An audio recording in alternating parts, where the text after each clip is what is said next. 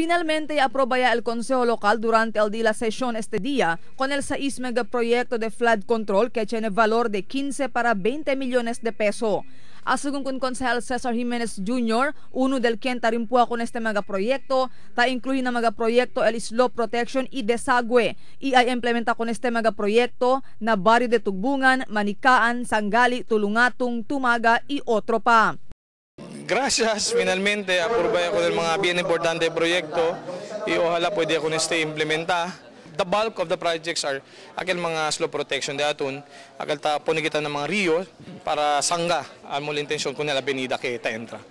Según pa con Jimenez, grande ayuda era este megaproyecto para la preparación del entrada de la Niña, pero un poco atrasado según ay empezar a implementar con este megaproyecto el gobierno local, por causa kaya tarda también aproba con este el Consejo Local.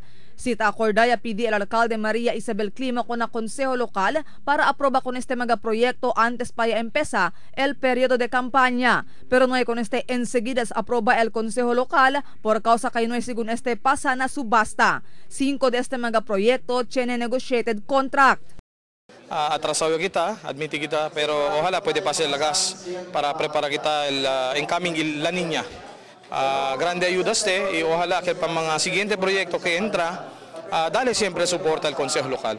Of course, el sitwasyon na tan ulan niya, so dale poco de problema con el dato mga contractor. Pero durante la sesión este día, tiene siempre cuantos mga concejales el yaman abstain y vota contra con el proyecto. Yaman abstain si concejal Melchor Sadain y vota contra, kanda concejales Mayra Paz Abubakar y Noning Biel.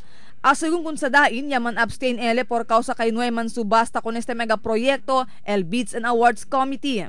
Aquella pasa was aquella approved el City Council, majority of the City Council, maski no ay bidding, was really a bad precedence for me, no? Because this will open the floodgates for possible abuse of that provision. Donde deklara lang that there's a state of calamity, there's an urgency, kaya sir ibitaya to el invitation ng mga contractors, ng mga bidders. No hay según problema si ay nombra también con el saboteur el cuantos mga oficiales del gobierno local. Tiene según el válido razón si por qué yaman abstain ele.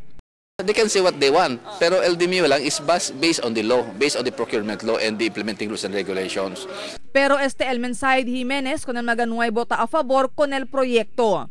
It's time to move on. I hope cosa man el di la razón, i-explique man todo, i-discute ko ito kwanto beses, but that's their prerogative and I feel that they owe it to the public. Explica con el publiko, porque tu kontra con este mga proyekto. Marifita Mayo, Dateline Zamboanga.